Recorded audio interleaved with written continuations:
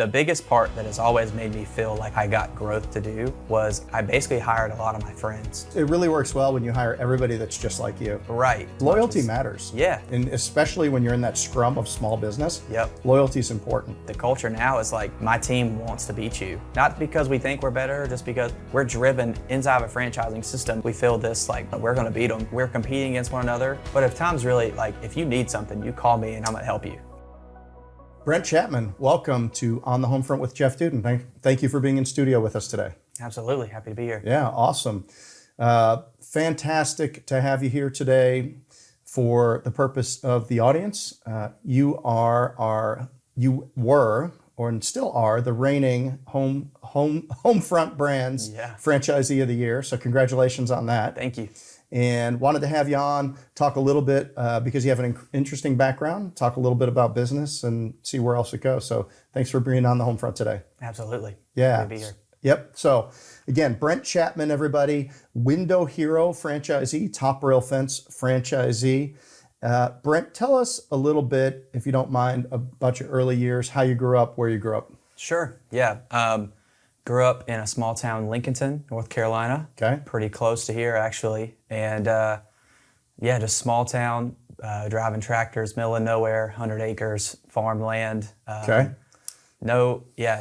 Business was never in the picture. Pretty much everybody I knew did blue collar work and stayed at home and never left. Mom and Dad we didn't really have a lot of money, so it was that was kind of the life. My dad had worked at the same place, still does, for 35 years making furniture. Okay, is that what is he a craftsman, good with his hands? Yeah, I mean, we had rental properties we fixed up, painted, remodels, just all kinds of stuff. That was his kind of side hobbies. Did you work with him? Every Saturday, 6 a.m. bright and early. There you go. Yep. Yeah. A lot of, I'd come home from college and there'd be a wall missing to the outside, and they'd be like, we're putting in a sunroom, we've got 4 days, no rain, we got to get a roof over this thing before you leave. And I would just grind like a dog for 12, 15 hours a day working with them, and then go back to school right after Christmas time and work the whole time there. Some of my fondest memories with my kids are when we took the time to build something outside. Yep. We had a barn, little farm property, little hobby farm. Mm-hmm. I remember building a sandbox. Yep. Just play sets, sandbox, stuff like that. But just being out there all weekends with your kids building stuff is oddly fond memories. I would say the same for us. When I got married, my wife was like, what are your memories? And we didn't really have memories of vacations and stuff like that. Yeah. All of my memories was working with my dad. So, I mean, it taught me a lot, now what I've learned then, and work ethic. And when you start something and end it, there's a moment when you step back and you see it and you accomplished it. Yeah. There was something to teach when you're young. Yeah. That early on, it helps you. I'd be like 8 years old, get done cutting the grass, taking pictures on my parents' phone because I was so proud of what the yard looked like, and that was probably elementary school, and that was when all that started. Yeah. Yeah. Did you do any sports at all? Yep, cross country and golf, back-to-back state champ actually. Oh, really? Yeah. Back-to-back personal state champ. But the team was back-to-back. Okay. Yeah, cross country was back-to-back state champ, and then golf was also back-to-back state champ. Nice. What was your event in cross country, or is there just one? In high school, there's just the 5K. Okay. Yep. I think it's been a long time, but 16 something in the 5K. Okay. Yeah. Can't do that anymore. Maybe make it a mile. Yeah. I just recently got my personal best in the 5K. What'd you get? 3K. Yeah, there you go. Yeah. That's a stolen joke, by the way. I forget.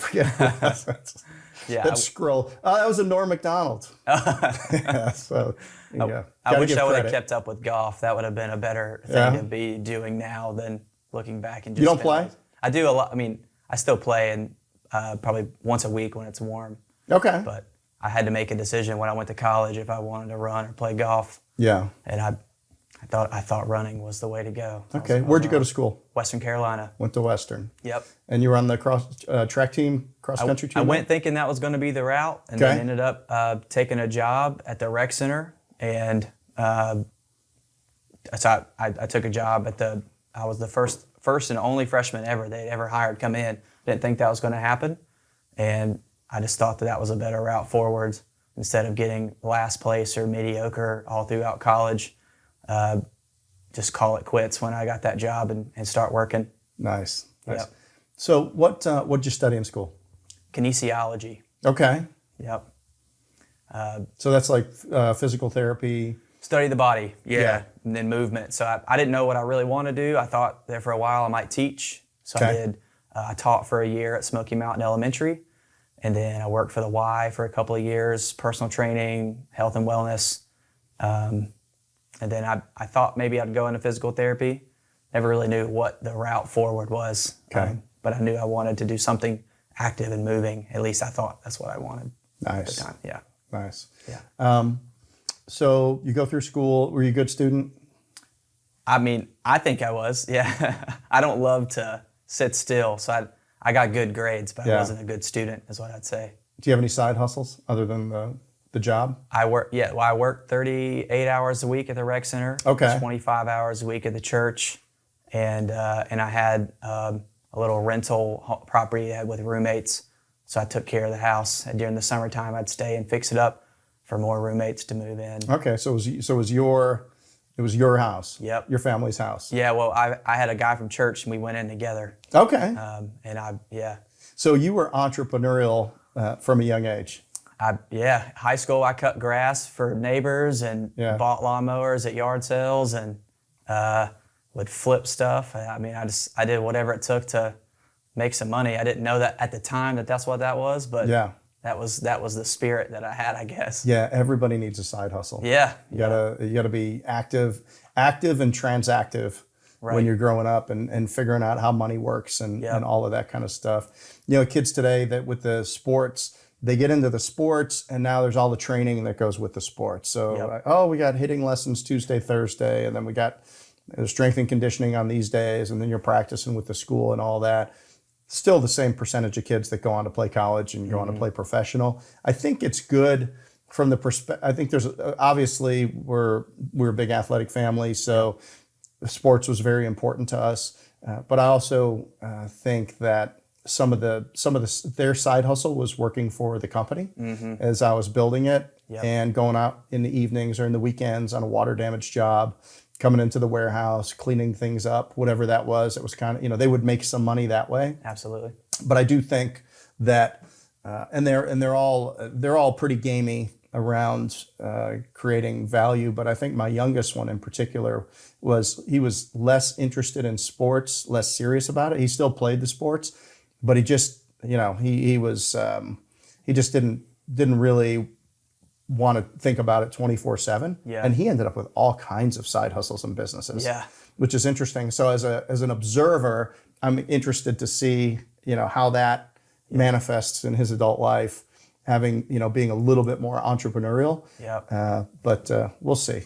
Sports is just a good way to you don't have immediate results when you're trying something. So I think cross country was one of the hardest things because your off season, nobody sees you up in the morning and that you're running the 15 miles and the work you're putting in, and you might not run a race for the next 6 months.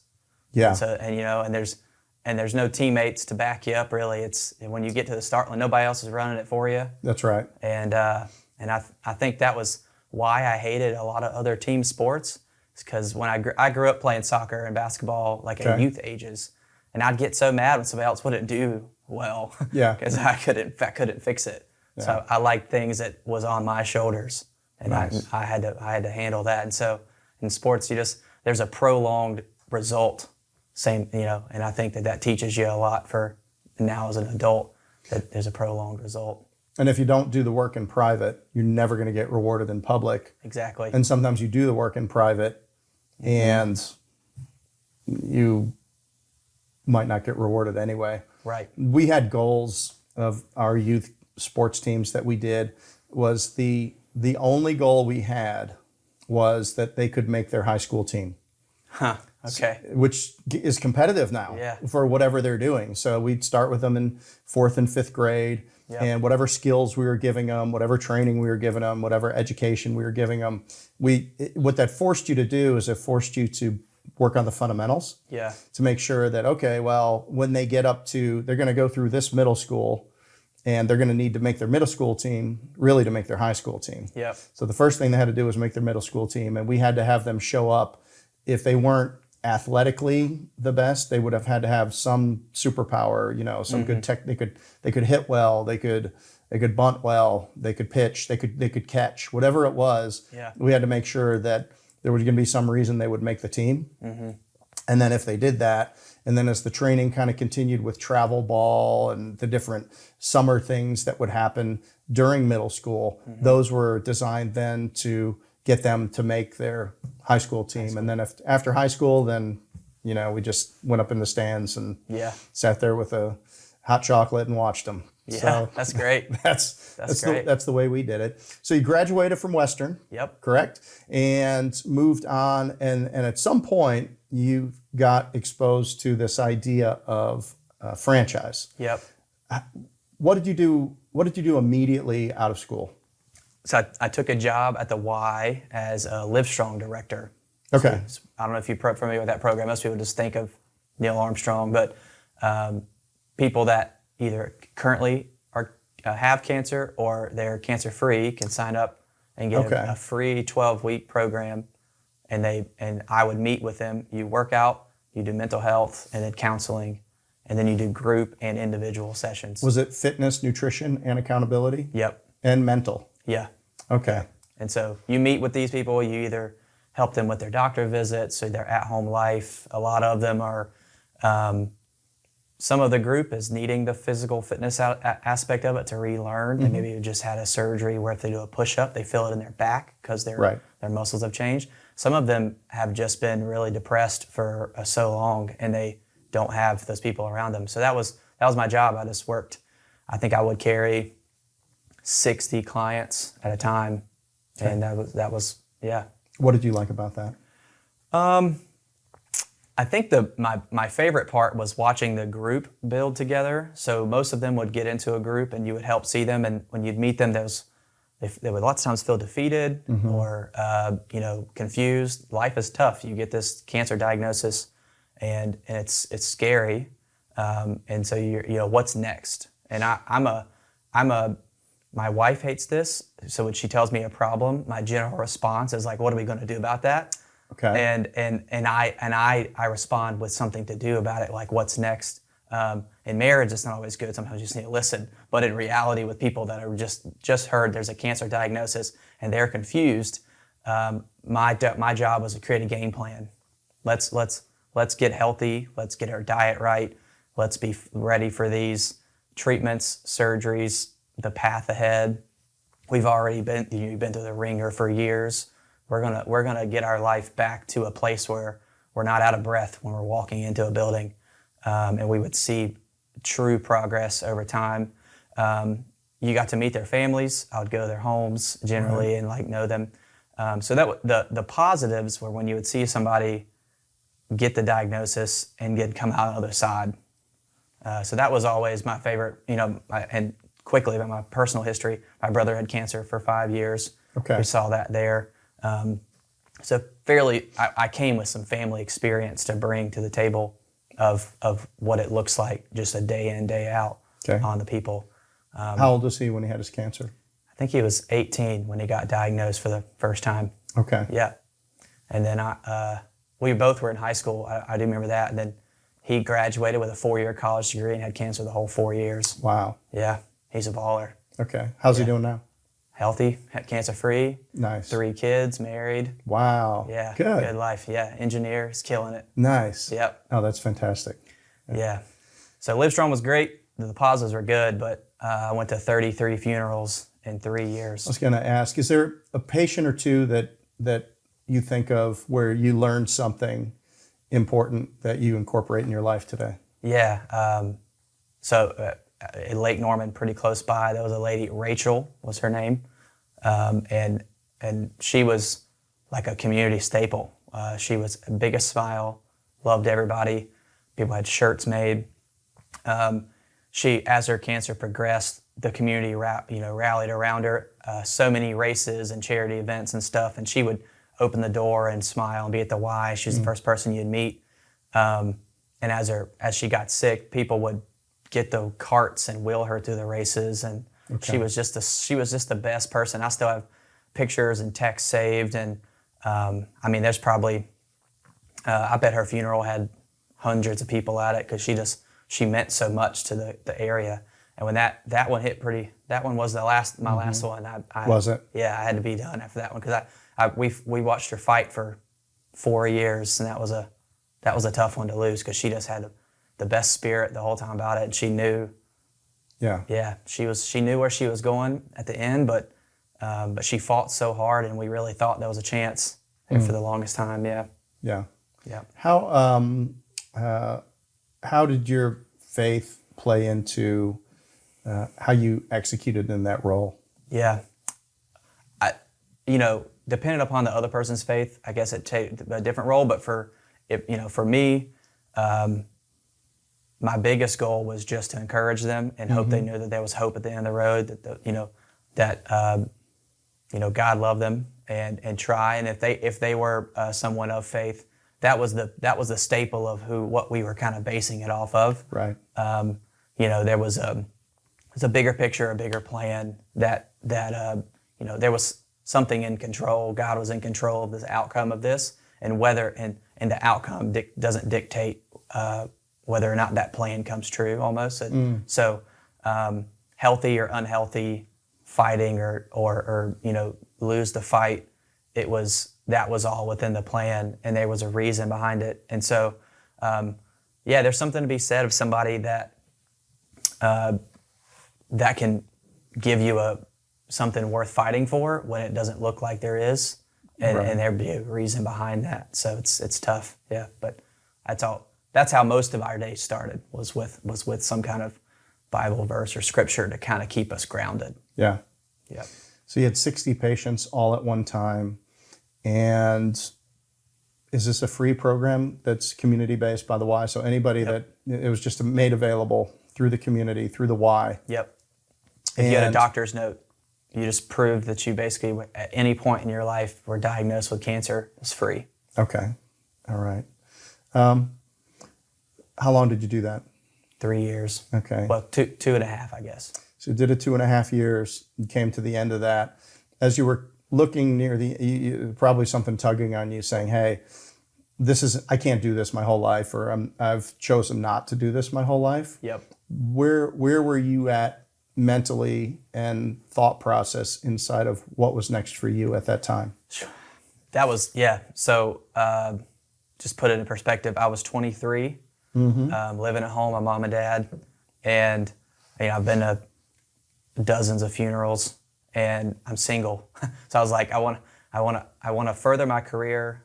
Funerals is not the best place to meet women. No, yeah, it was like, I didn't know what was next, but I knew I needed to make a change. Was kind of the thought there. So I remember sitting down and writing like family or future family on the table. Okay. Career, and then like just where all that would match up. And I started writing, I wanted to find a wife. I wanted to have, this family to build. I wanted something to build it with or around, or how long do I want to do that for? And then kind of where would be the best place to go and do that. And so I just started making phone calls. A friend of mine had just moved to Greensboro, be a part of a church out that way. And then I had some friends out in Raleigh and some friends in, other kind of bigger cities, and just started reaching around for some opportunities. And I was, it became more and more real. All of this was somewhere in November. And my mind was pretty set. What year was that? 2017. Okay. All right. 7 years ago. Yep. All right. Yep. And then, so then I remember I got a call from Tyler Kirk asking me, like, hey, can you meet us for coffee at Panera Bread the Thursday before Christmas?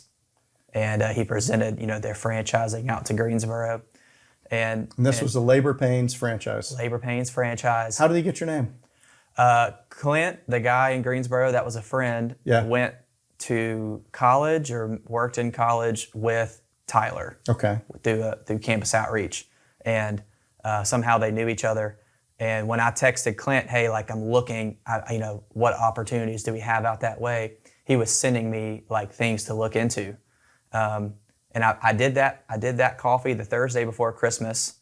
And then 2 days before Christmas, I get a call, a headhunter position, and offered me a job, starting salary of like $100,000. Okay. And Christmas Day, I tell my mom, hey, I've turned down the job that's starting me out at $100,000, and I'm going to go franchise a business called Labor Pains. Brent, I'm not telling you how to run your life, but the day after Christmas would have been just as good. Yeah. I made that call. That was a big day. My mom cried for weeks. Yeah, right on Christmas Day. Yeah. The gift that kept on giving. Yeah. And then I moved January 3rd. Yeah. Yeah. Awesome. Yep. Okay, so you saw the vision. You weren't sure what it exactly was going to look like, but you knew that I'm going to take this leap. In doing your planning, which is really important, you probably looked at it and said, if I'm going to take a flyer, now's the time. Yep. Because what do you have to lose at that point? I'm young. I've got nothing, nothing holding me here. Right. Really at that point. Everybody needs an adventure in life. Yeah, I just, I taught PE, I worked at the Y, and I was making, 40, 50K a year. And I was like, is this what I want to do till I'm 70? Like, Right. Am I really going to go to 20 funerals a year for 40 years? Right. Was that really what was going to happen? Or am I going to work around everybody else's schedule from 5 a.m. till 7 p.m. every day trying to train clients? Right. And in a small town that I've lived in my whole life with, what do I want? And so it was just, I remember I bought an F-150 to go clean windows, and I drove it to Greensboro and moved into an apartment with my rent was $330 a month. Isn't it amazing how you remember those first bills? Oh, it was all, and it was my first. I got a house in Boone, and the payment was owner financed. Yeah. And it was $406.76. Yep. That was a payment. Yeah. It was crazy. We had 3 guys in a 1-bedroom apartment. The room. I saw that episode. It was on the Three Stooges. Yeah. I technically slept in a walk-in closet on a twin bed when I first moved there. Yep. I started my business and had my first staff meeting in my quote-unquote living room of a 1-bedroom apartment. And to this day, Tyler still works for me after 7 years. And he looked at me and he was like, I have no idea why I stuck around. I should have left that day when he was my first hire. He had to think that I was crazy. Yeah. Yep. Well, you need to be a little crazy. I think you do. Trust yourself to take a few chances. Yep. So you've decided to do this business. It's January 3rd. Your mom speaking to you yet? She calls me a lot to make sure I'm okay and eating. Yeah. She would text people, have you heard from Brent? Is he all right? Cried a lot. I mean, yeah, she would just, and I remember it was like 2 months in, and she was like, well, if you ever end up homeless, you can always come back home. Yeah. And I was, well, this was foreign to them. Yeah. It wasn't something that people did that were probably in their circle. Absolutely not. And so, one of the indicators that somebody's going to have entrepreneurial success later in life is an early entrepreneurial experience. And most people get that from their family. They worked in the restaurant when they grew up, or whatever the service business or whatever it was. Yep. Dad was a plumber and he had a small plumbing business. So they see that. I had the same thing. My dad was early on he was an engineer. Okay. So he worked for a company, and their annual trip was a fishing trip. So that really just triggered my love for fishing. Mm-hmm. So I got that, and then he started his own little engineering shop. Yeah, and stuff like that. And while they weren't very successful in doing it, and ultimately pretty spectacularly unsuccessful in doing it, because he was an engineer, wasn't a sales guy, wasn't a business builder. He wanted to do the work, right? Yeah. And but what I did see is I watched him 7 days a week. Like if something needed to be done, I remember going in there. He would sometimes put me and we'd sit in a cube. So if they had clients coming in, there was bodies in the office to make it look like there's people around. I don't know if that's good or bad, but there'd be bodies in there, right? But I would see that, and And I just saw how hard he struggled to do everything that he could to make that business successful. So while it wasn't a great outcome for him, ultimately, it was very important in my life, showing me just saying, hey, you don't have to do what everybody else does. Absolutely. Yeah. Yeah. Yeah. So then, so you're in that first year. Tell me about the first year of your business. Yeah, training now is not what it was then. I'll tell you that much. Yeah, so I go to Charlotte for I think about a week and a half, and they put me on a crew with their labor pains crews at the time, and then they just say, "Hey, I hope it goes well. Call us if you need anything." And so that was it. And so we can edit that out. Yeah. Well, that was back in the day. It's gotten a lot better. Good. Yeah, good. Let's just put it, franchisees now leave with significantly more training and a lot of help, which they would answer my calls, sure. But I was still by myself there doing it. So, I remember the story that I often tell to new franchisees now. My first house took me 2 days, and it was a P-grid window cleaning house. We now, as a business, still do that home, and it takes a crew of 2 about 4 hours. Okay. So my skill was just, I was slow. I was god awful slow. Okay. Wasn't very good at it, and we were just bootstrapping it. I remember printing off pieces of paper and going door to door and trying my best to drum up business. And man, it was, and then somehow we blew up. I really don't know how it kind of got crazy. I remember I think I'd been in business for all of 3 months, and we were booked out maybe 6 weeks at a time, and we were just crazy booked out. And so I'm trying to scramble and make my first hires and hire people that I don't know how to train and don't know really how to be a resource to them or help them figure that out, because I've barely been doing it myself, but we just made it work. And then I remember I sent my first crew out in June by themselves, and the person on that crew now actually works for Homefront Brands, Dylan. Oh yeah. And so we were all just trying our best to make it. Yeah. And but yeah, it was a tough year. I mean, I remember Monday through Friday I worked sun up till sundown, and then I worked every Saturday and Sunday. Sunday I was getting the trucks ready, because when the crew would show up Monday morning, that's right, we had so much to do, I couldn't wait. Yeah. And so, and I didn't have anybody to help me do the back office stuff because there was no call center. Right. There was nothing going on. So I'd be on a ladder taking my own calls. Hey, this is Brent with labor pains. I'd write the name on my forearm and that they wanted a window cleaning and hope that I didn't sweat too much for it to disappear before I got down off the window. So it was just, and then I'd work in the daylight while I could, doing all that. And then at nighttime, I'd go call them all and set them up for quotes. I do quotes from like 5 till 7 o'clock every night. And then, it was a crazy and then the weekends is always catch up. Yep. It's like whatever, what are the issues that you collected during the week that need to be resolved? Maybe it's something with an employee or something like that. Let me review the results, get caught up on my bookkeeping, see if all the billing got out and all of that kind of stuff. And really just set up the next week. Or do we need to order some supplies? Do we need to do all that? Yep. Then we didn't have a marketing team either. So my weekend generally was my marketing strategy time too. Okay. And so I remember telling somebody like a couple of days ago, we didn't have people to mail out cards for you at the time. So we'd go to like melissa.com and look up mailing routes and see that, A186 has 817 houses. I'd count 817 cards on a Saturday night, write the mailing route and a rubber band around it, and hand it to the post office and say, I want this to go on this mailing route. Really? Yeah. Yeah. That was, so I would.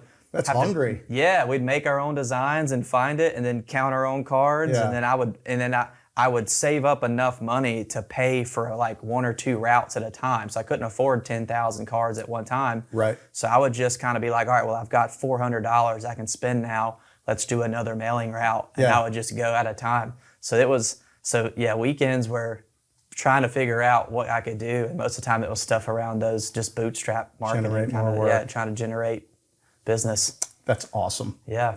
That's awesome. And then after that first year, Yep. what does your staff look like at the end of the first year? So I hired my first assistant, again, before the call center. So Okay. somebody to take calls and emails, Yvonne. And then we had 3 guys plus me. So I was in and out of the field. Okay. Doing sales. Yes, I would run a 3-man crew on the days I was out of the field, or we would run 2 crews and I'd be on a crew and 2 guys would go on a Right. crew and I would take somebody else with me. Yeah. So based off the sales and how that week was going, either we'd run 2 trucks and I was on one, or I'd run a 3-man crew with just 1 truck. Nice. And that was through the second winter, which would be, I think that would be January, February of 2019. Okay. Yep. Awesome. And then as the business scaled, how did you nourish yourself as an entrepreneur?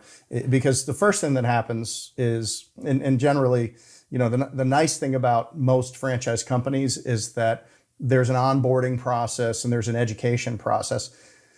Sometimes because the expectations of franchisors are so high that people don't commit to it like you did. Right.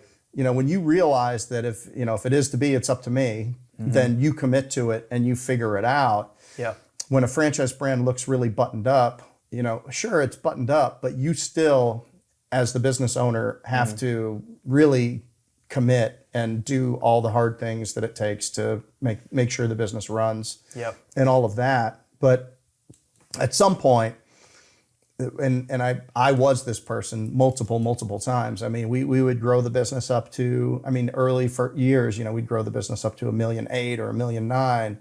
And then we would maybe lose an insurance account or off a program and we'd go back down to $1.1 million or something like that in the first couple of years. So, and I was trying to figure out okay, I feel like we went backwards, or when we'd get up to another high level of, a few $1 million or whatever it is. And then it just seemed like everything would fall apart. And then I look back and say, well, we don't have systems to accommodate that, because the way that I was doing it was, literally when we had our first office here in the mid 90s, it was like a long galley and my office was at the end and I had a sliding glass door. And then I had project managers and estimators in desks. And if I opened my door, I could hear everything that was going on and they could hear me. So when I would get on a phone call with an adjuster and we would say, they would learn just by listening to me, how I dealt with the customers, how I handled things, and by osmosis. Yeah. Now that's not the best way to train people. It's not the most intentional way to train people, but in a lot of small businesses, you're going to come out with me and listen to me talk to the customers. Now you do it. Yep. Type thing. So as you grew the business, and in years 2 and 3, how did you think about developing yourself as an entrepreneur? Because if I did the math right, you're 30? I'll be 30 in a couple months. Okay, yeah. So I was going to add, you had your 30th birthday yet? It's coming up. It's coming up. So you're in your 20s.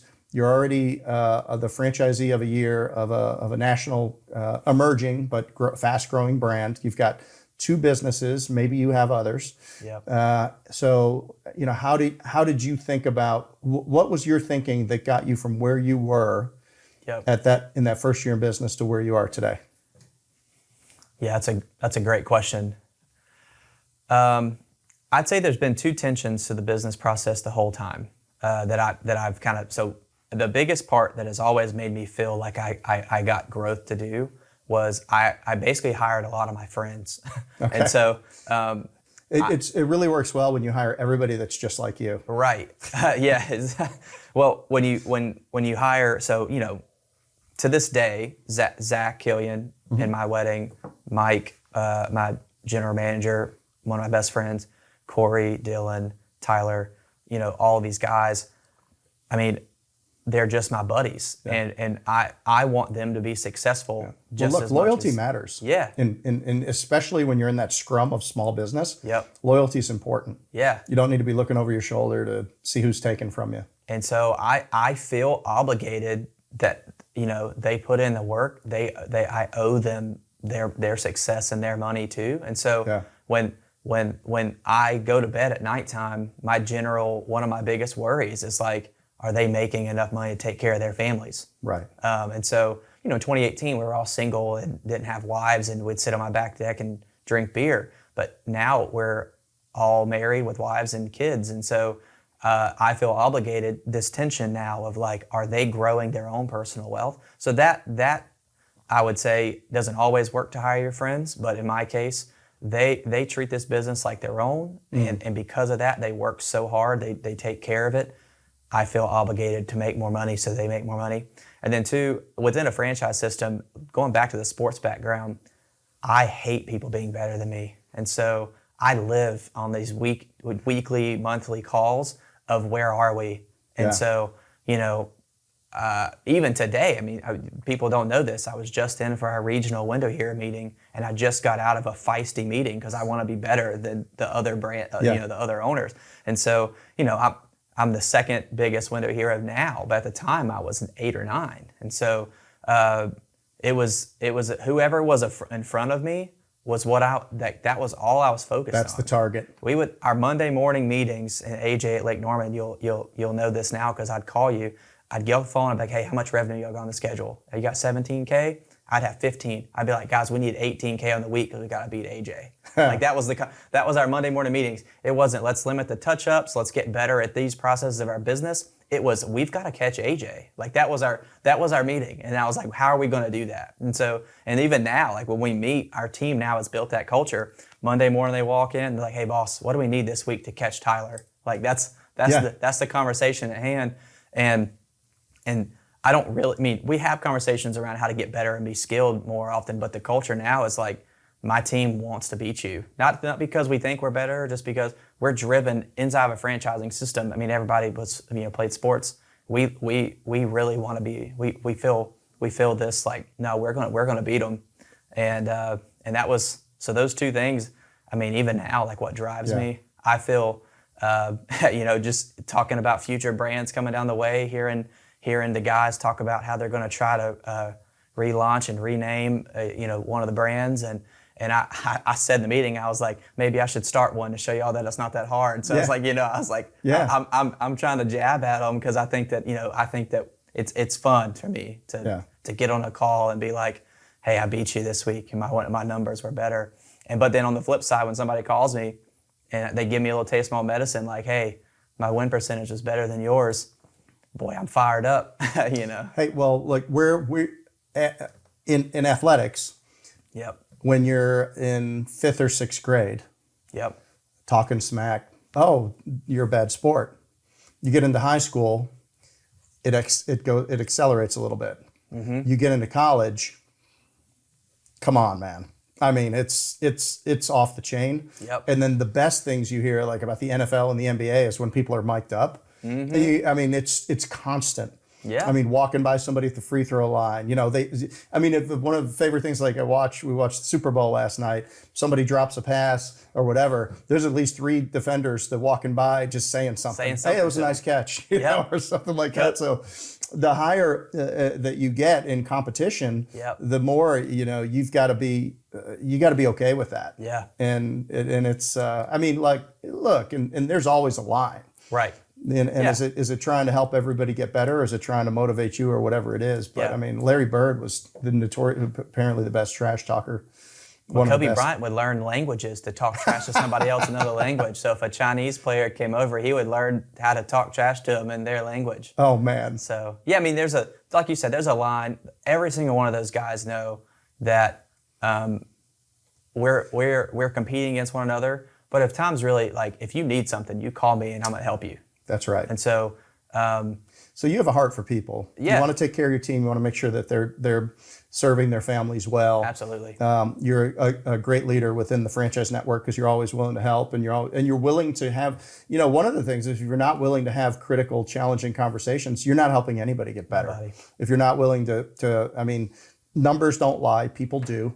So being able to, how painstakingly we're approaching the data project here at Homefront Brands just to get relative dashboards, it is, and like we're going to continue to invest in that. Every year it's going to continue to evolve and get better so that people know the levers to pull inside of their businesses.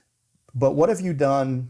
What have you done for you? What have you done to invest in your growth, yourself, so that because part of your job as a business builder is you need to build a dream that's big enough for other people's dreams to fit inside of it. Absolutely. And that is a charge to a business builder, an entrepreneur.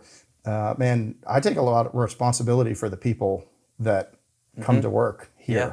And I know that you do as well. So how are you thinking about developing yourself so that you can create a bigger and bigger dream for these people to live inside of? People the people you put yourself around, I would say kind of at least right now, what I'm trying my best. And so I'm in, a group called C12. I don't know if you know what that is or not, but Christian business owners. I'm by far the smallest business in the group. One of the guys owns the Columbia brand. There's a concrete company that's probably about a $30 million concrete company. Okay. So putting myself in those rooms, and then I would say, I make a lot of effort to be around a lot of other business owners that are pushing themselves too. So, I do monthly meetings with Window Hero and Top Rail owners from both brands. We've got weekly calls with all the owners from both brands. And I've got even small groups within that of people like who we hang out with and what we're doing. I'm focused on sales, so I feel like probably the only place that I invest my personal time in is just kind of that craft. So whether it be listening to a podcast or reading or just trying to get better at that. So my own personal investment would probably be just trying to create, that's a skill set, whether people want it to be or not. It might be a personality to some degree, but it's a skill set. And so I see it as a craft that I'm trying my best to do. And then outside of that, just people. I think who I'm around is always trying to make me better. So even actively now trying to bring in a Luke into the Window Hero business, who's been so vital in watching Top Rail grow so much. So we realize how much of an asset he was and what he brings to the table. And so trying to get him involved with our Window Hero group, it's just been and I hang out with Todd and David a lot. I talk to Todd and David probably more than they'd like for me to call them. But Todd and I have a pretty standing every 3-day call at about 5:30 at night when we've made ourselves a whiskey sour, and we kind of hash it out for about an hour here on things that we're, things that I need help with or trying to do better or I'm fired up about. Or David and I are, the Window Hero business has primarily been about 90-something% residential, and we probably have a call every 2 or 3 days at this point, trying to reframe and reshape the way we think about this thing and ideas. And that's where the growth is going to come from. It's going to come from the commercial services and the big projects and that, and some of our new offerings that we've got rolling out or inside of that brand. Also, I think are going to get incremental growth for you. So within my own business, my team doesn't really get. I don't really have a lot to do there. My goal within that is I've got to just keep them sharp. But outside of that, my circle's pretty tight, and those people give me, I get a lot of feedback of what's going well, what's not going well, what are we chasing after if that's a waste of time, right? And how do we get better, and how do we narrow this in? Because I don't want to waste my time on calls and meetings and things that don't work. So, that's a skill set that we're trying really hard to hone in. Yeah. So there's a couple of other groups that you might want to consider when you have the time, but Vistage is a group that is generally local to a market, and they'll have ex-executives that are they call them chairs, and they will go out and get 13 to 16 other business owners, and they'll put them in a group. I was in it for 9 years. It was transformational for me. It's expensive. Vistage? Vistage, Vistage. Okay. And generally, one chair will have a CEO group where it's all CEOs, and then they'll have a key member group. So you could put, if I had a VP of sales or something like that, and I wanted them to get a similar experience to what I was getting, then I could put different key executives in those types of groups. But basically, you get together once a month, and they bring in education in the morning. So somebody will come in and they will talk on a topic. The culture index is something that I got from Vistage. It's an assessment tool where you can assess all your people and learn how to work together, and also know that of the 19 profiles, there's all kinds of variations of what somebody's personality traits and types could be, but of the 19 profiles that they've put a name on, these 2 types of profiles are always going to be my best salespeople. These profiles are going to be my operations people. These are going to be so, like, knowing that if there's a 76% correlation of success inside of a role, if you hire within the right profile, now you're not guessing as to what that is. So that's an example of something that I learned from Vistage.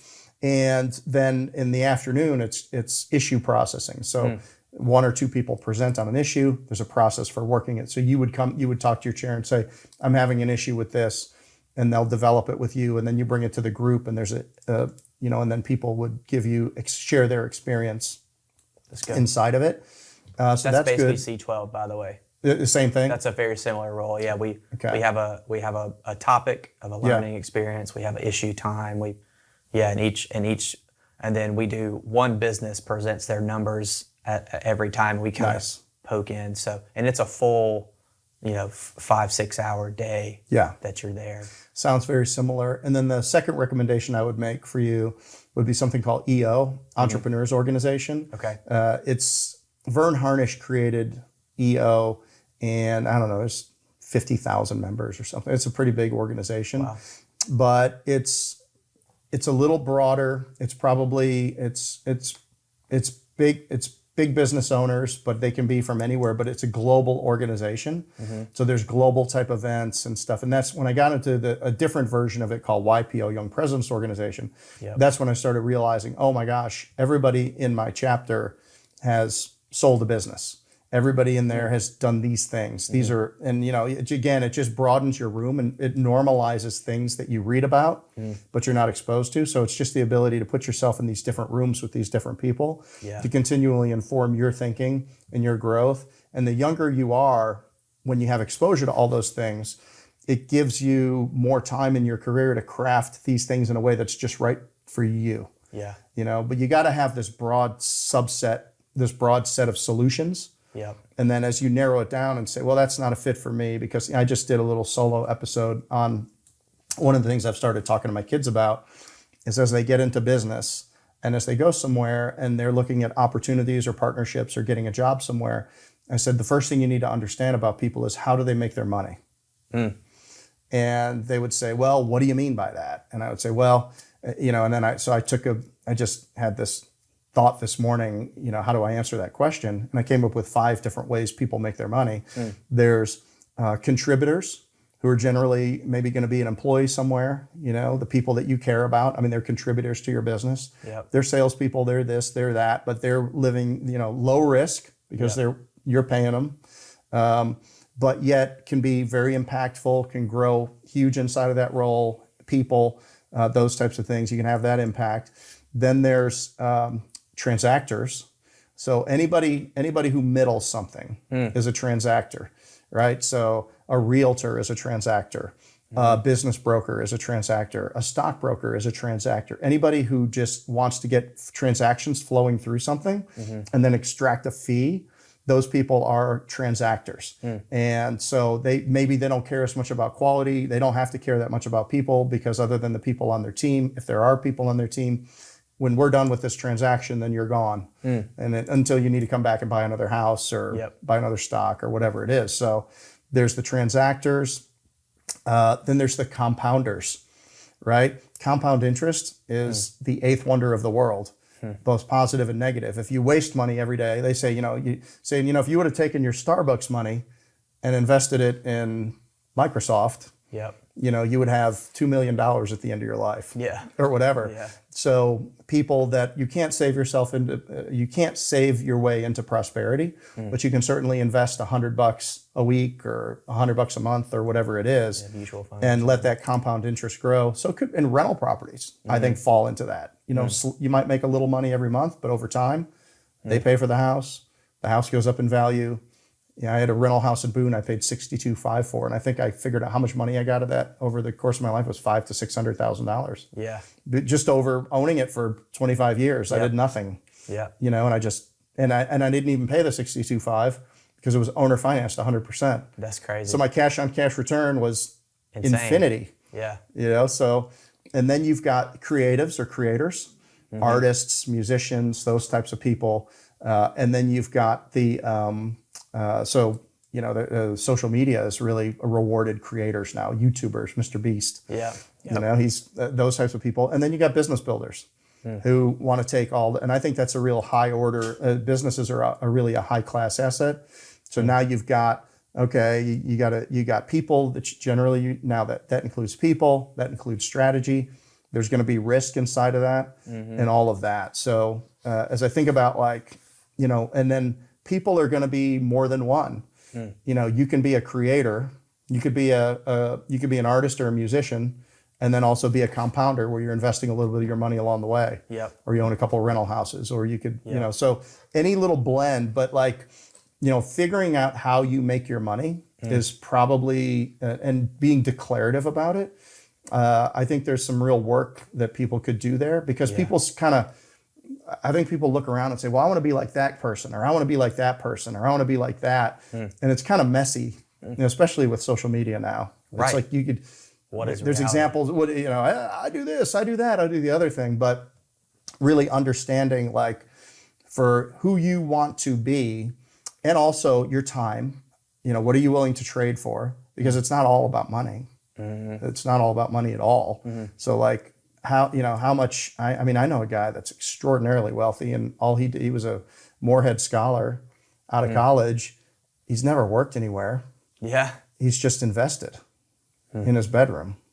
That's great. And over time, he just got really, really good at, watching the numbers, and this one's going to go up, it's going to go down. I'll make just a little bit of money here. And then they're putting, creating this investment thesis, but just focusing on it 8, 10, 12 hours a day. And then, after about 15 years, it's kind of bulletproof. That's wild. Yeah. So anyway, I don't know how I got off on that, but for me, I didn't have any of that real, as I'm heads down building a business, what I needed this Vistage or EO or YPO groups to do is to pull my head out of it and to give me that exposure to these other people. And I could say, oh man, that's a high level transactor right there. And they're making X dollars a year. And I can just see how everything that they do is just to create more and more transactions that funnel across their thing. And they table scrape every single one of them a little bit. It's a machine that doesn't fail. There's Elon Musk, right? Well, I think he ended up with $100 million out of PayPal, and he just he pushed it all into SpaceX. Yep. And it was gone in months. Yeah. And he's just like, well, I'm going to need some more money now. How am I going to go do this? But anyway, that was a bit of a, you can cut all that out, by the way. We can just cut all that. That's where editing helps. Yeah, there we go. That's where editing. So there's that piece of it. So now you've got these two brands. You've got these businesses going. We appreciate your leadership at Homefront Brands and everything that you do for it. So now you're heading out, speaking of broadening your circle, you're heading out to Phoenix, to the International Franchise Association National Convention in Phoenix, Arizona. There's going to be 5,000 people there. You've been nominated for, and you are a finalist in Franchisee of the Year. If we gave them more money, you might get it. You might get it anyway. Yeah. I don't know when we know. We probably know when you know, but I think I've been told already. Really? Yeah. Has that not been told? Well, I know you're up there. Yeah. But is there going to be a finalist? Yeah. You think you've been told already? Well, don't tell me. I'm not sure. We'll put the hints in the basket. Well, it's a huge honor. For you to travel out there and to be nominated for this. So congratulations to that. Yeah. How many days are you able to spend out there? So we are, the conference is, I think, Saturday through Wednesday. Yeah. My wife and I are going to go down on Valentine's Day. Go to the Grand Canyon. Okay, so Valentine's Day is Wednesday. Wednesday. So you're going in early. So we're going to go 2 days in advance and spend a little time together, and then I'll go to the conference Saturday through Wednesday. Okay. Yep. Awesome. So it's a whole week for you. Yep. Oh, well, fantastic. I'll be out there as well. What do you hope to get out of the event? Have you thought about it? Yeah, I was just talking to your son about that in there, because I feel like every conference I've ever been to, there's something I want my business to gain from it, like actively here, like my market is something like it's a window cleaning conference or something to learn actively for my market. Yeah. So this is different for me. There's not maybe an active like marketplace, Greensboro, North Carolina thing to take away. I'm a networker at heart, so I guess try to meet somebody that's farther ahead, done something that I'm trying to accomplish. Because right now, your son was saying there's people there that own multiple brands and franchises, and that's what I'm currently trying to do is build multiple businesses and how they stack and how we share expenses and stuff. So I think that's my current thing that I want to get better at is owning multiple brands and businesses and stacking them. And I'd love to meet somebody there on that. And then just I think the commercial piece is a big thing for my time right now and my energy of thought of building that. And so B2B sales is something that we've never really thought of a ton. So if I can, those are probably the two personal things that I've considered most of the thought was how do I build this and how do I stack them? And then how do we reshape the look of our current scope of work? But outside of that, I mean, I really have never done anything like this, so I kind of keep an open mind. Like I haven't committed to any of the sessions or anything yet, because I don't know how overwhelming it might feel to go there and be around so many people. Or if I meet somebody that tells me this particular thing might narrow in on something. I'm trying my hardest to not like go into too much of this is what I'm going to do. Right. So I don't miss out on anything. But I've never done anything like this. I'm a small country boy, so small town country boy. So going to Phoenix for a big national ownership brand, thing is just. I don't think I've ever would have thought that I'd be doing that. Well, we got Shaq. We got Deion Sanders going to be there. Yep. So I got my primetime glasses ready to go. Got your primetime glasses. Yep. I saw I won't say that. I'm excited. I hope to get a chance to meet Deion. I think I'm going to an event where he's going to be there. There's so much education there. Mm-hmm. A lot of it's for franchisors. Yeah. So, you'll have to make the connection to, if you're in a marketing thing, they're going to be saying, well, here's all the things that we've learned as a franchisor, but like those things do apply directly to you. Yep. So there'll be lots of marketing breakouts. There'll be operational breakouts, and so what are the things that the franchisors have learned or are doing that help franchisees? Yep. So any of it you can apply to you as a multi-brand franchisee, but I also think there's franchisee tracks that are there, and lots of franchisees, because I think we're 25% franchisees, maybe. Okay. We'd like it to be more. Yeah. But there will be lots and lots of franchisees there. For you to go. There'll be an exhibit hall with 1,000 vendors in it. Yeah. Mainly, again, looking to work with franchisors. But if you work that exhibit hall and you see something and you're like, that would be really cool. Like the system as good or better than anybody because you're living in it, you're working in it. So if you walk that exhibit hall and you're like, man, I found this one vendor and it's brand new and they're doing this really cool thing, bring it to David, bring it to Todd, and say, I think this would really help us the way that they. Did that, because everything's changing. You have to be really open-minded, especially when it comes to data, technology, and customer acquisition. Yep. Everything changes so fast now. Yep. And there will be, you think that you're going to go to a vendor exhibit and it's but there's always new people. Mm-hmm. Like this is where they will go to test their ideas. And there are always those gems inside of there that you have to find. So any footwork that you want to do on behalf of the brand, the exhibit hall is usually open for several days. And other than that, man, great parties. Yeah. I mean, Yeah. Fran Jam, just make sure you get with us because you're probably not on the list to get invited to some of these things, but I'll shove this we've in got there, all Jeff. kinds. We got all kinds of invites coming in right now. All you Yep. need is a wristband to get into these things, or not even, or just whatever. So Yeah. just make sure that we stay visible and connected out there. Absolutely. And you'll have a great time. And I think it's great that your wife's going. Yep. Give her I think Phoenix nice. There's a lot of nice stuff going on there. Yeah, we look forward to it. She's going to be overwhelmed. This is not her world, but So will she go around with you and do the business stuff, or will she be like, I'm going to the spa and I'll see you at 5:00? she's going to stick around Saturday and Sunday for the dinners and the meeting of people and kind of that thing, and then she's going to head out. And Monday, Tuesday, Wednesday, I'll put my head down and be in all the meetings. What's the event around the Franchisee of the Year thing? I know it's a presentation. It's like 90 minutes. Is there a dinner with that? It's a dinner. Yeah. Okay, that's the dinner too, right? Yeah. And that's Saturday night. Yeah. I'm pretty sure I got an email in my inbox right now that says congratulations for being IFA Owner of the Year. Not sure that can be in this video, but Well, this won't get out before we go. yeah, So I'm pretty sure. are you sure? You need phone? to ask Carrie because I got an email in here that says congratulations for being the IFA Owner of the Year. Oh my gosh. Are you sure it's the, not one of the? No, Because if it says one of the, pull that puppy up. yeah, Ooh, I got goosebumps. That would be so awesome. yeah. I'm about to look right now. How do you do speaking in front of 5,000 people? Well, I don't think they get you out there. They might. it says that I should prepare a speech. I think that I'm told I should have pull it. that up. I will wait. Yeah. Are you kidding me? No, I have it from Carrie. She sent it to me. Yeah, congratulations again. Super excited for you. And then it says, IFA franchise, pleasure to your nominee, Brent, is the winner.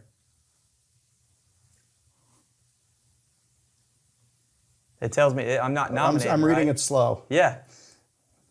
It's my pleasure to know that your nominee, Brent Chapman, has been selected as Holy cow. Ooh, don't. Oh, heck yeah. Sweet. Congratulations, man. I wasn't sure I was allowed to announce this or not. Well, we're yet. not. We're not. This will be after. this'll be I after. can't believe it, man. Yeah. That's unbelievable. So my wife wasn't going to go. We made the change so she could. They literally were like, "We want your wife to be there." They gave us a free ticket for her to come, and told us to dress nice and not miss the dinner. Man. And to have a speech ready. So I don't know. Yeah. Okay. What Brent, what are you going to say? I guess you have to be there to find out. This is impactful. Okay. Well, yeah, Jeff finding out for the first time right here. yeah. Big news. It's probably in my inbox too. Yeah. So, January 10th though. Yeah, I got that a while. Well, they sent it to Carrie, and Carrie and David waited to tell me. Okay. So I got on a call. I got a text at like 8 a.m. and was like, "Hey, we need you to jump on an emergency call," and I think something's wrong. And that's when they tell me we want your wife to come to Phoenix. So congratulations. That's a huge deal. that's a big deal. It's a big deal. Yeah. It's a big deal out there. Yeah, I'm pretty. You're gonna be walking around, pimping. We'll get you a cape and a big hat. I bought a new Franchisee suit. of the Year on it. Yeah, I bought a new suit. I'm gonna be looking good. I got a haircut just for this. Wow. Yeah. Awesome. Well, congratulations, man. I appreciate that. Appreciate it. Thank you. So we're probably taking up enough of your time here. We're heading towards the end. I would like to ask you a question though. If you had one sentence that could make an impact in somebody else's life, what might that be?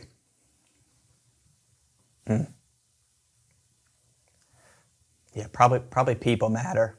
Probably something to do with people matter. Everybody you become in contact with. I mean, your staff, your clients, your family.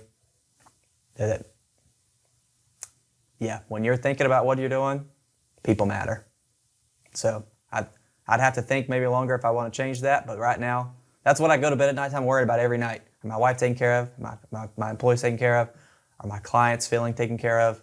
Are we meeting the needs? If our doors close tomorrow, I think I told you that before. if Window Heroes, if Window Hero Greensboro's doors closed, would there be a void that was open that people would be like, where'd they go? Or would they just go somewhere else and never think anything about it?